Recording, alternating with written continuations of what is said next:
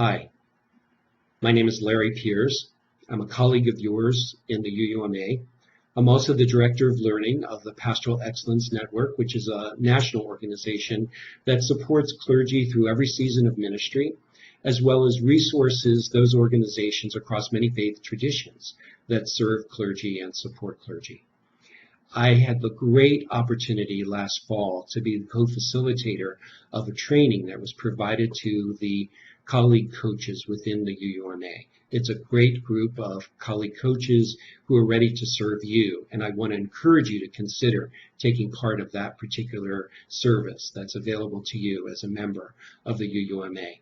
At a time in which we have to be ever more mindful of staying healthy and whole as we do ministry, we need to be more skillful in our leadership. We need to be able to focus on the right things, not just everything that comes at us. At a time in which we need to be more spiritually grounded, perhaps than ever before, and to be resilient as leaders, I believe that coaching can be a wonderful resource to us. In our day-to-day ministry, oftentimes we are coaching ourselves, and we are considering ways in which we can do things differently. We look at skills that we can develop. We seek to support ourselves and take care of ourselves in the midst of ministry.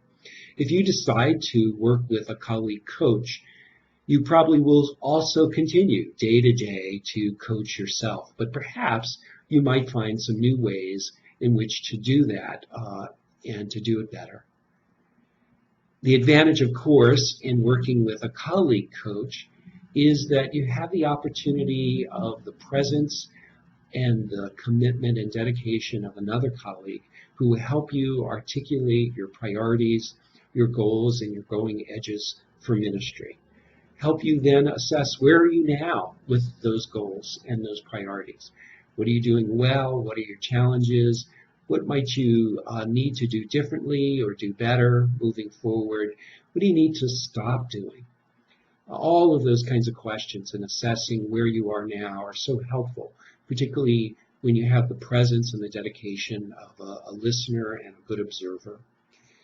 In the midst of that, it's also important for you to draw upon your own imagination and the imagination of a colleague coach as you consider possibilities, what you might do differently moving forward. And from those possibilities, your coach will help you determine and to discern what are the next best steps for you to take. What are the experiments that you might try? What are the practices that you might incorporate into your ministry? That disciplined, structured kind of conversation, that compassionate presence can be a wonderful support to us as we engage both in the struggles and the opportunities of ministering in our time. I hope you consider drawing upon the service that is available to you, and I encourage you to do so.